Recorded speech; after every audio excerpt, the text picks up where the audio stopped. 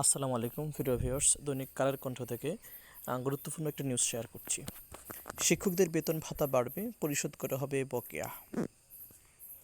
সামনের বাজেটে শিক্ষকদের বেতন ভাতা বৃদ্ধি করা হবে, পাশাপাশি শিক্ষকদের দেনা পাওয়া পরিশোধ করা হবে বলে জানিয়েছেন অন্তর্বর্তী সরকারের পরিকল্পনা উপদেষ্টা ডক্টর ওয়াহিদুল মাহমুদ।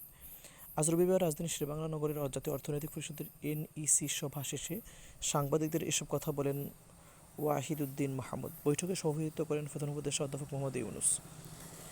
বৈঠকে আরও উপস্থিত ছিলেন উপদেষ্টা পরিষদ সদস্য, মন্ত্রী পরিষদ সচিব, প্রধান উপদেষ্টা, মুখ্য সচিব, বাংলাদেশ ব্যাংকের গভর্নর, পরিকল্পনা কমিশনের সদস্য এবং বিভিন্ন মন্ত্রণালয়ের সিনিয়র সচিবসহ সংশ্লিষ্ট ঊর্ধ্বতন কর্মকর্তারা। বাজেটে শিক্ষকদের সুযোগ সুবিধা বৃদ্ধি করা হবে জানিয়ে ডক্টর ওয়াহিদুদ্দিন বলেন, আমি যতদিন শিক্ষক উপদেষ্টা ছিলাম প্রতিদিন আন্দোলনকারী নেতাদের সঙ্গে বৈঠক করেছি, কিছু দাবি দেওয়ার কথা শুনেছি, সবাই বঞ্চনা বৈষম্যের শিকার হয়েছেন। আশা করব দ্রুত সময়ে কিছু বাস্তবায়ন করার। পরিকল্পনা উপদেষ্টা বলেন, শিক্ষকদের বেতন ভাতা বাড়ানো হবে, পাশাপাশি অবসর কল্যাণ ভাতা থেকে 5 থেকে 6 বছর বকেয়া আছে, এগুলো মেটানো হবে। সেজন্য আসছে বাজেটের পরিচালনা ব্যয় বৃদ্ধি পাবে। বাজেট ব্যবস্থাপনা টেকসই করা হলে সরকারের মূল লক্ষ্য, এই বাজেট আমাদের রাজস্ব বৃদ্ধি করার চেষ্টা থাকবে বলে জানিয়েছেন তিনি।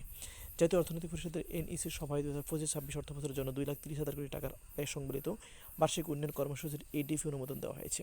এছাড়া স্বায়ত্তশাসিত সংস্থা বা কর্পোরেশনের প্রায় 8,599 কোটি 71 লাখ টাকার এডিপি অনুমোদিত হয়েছে।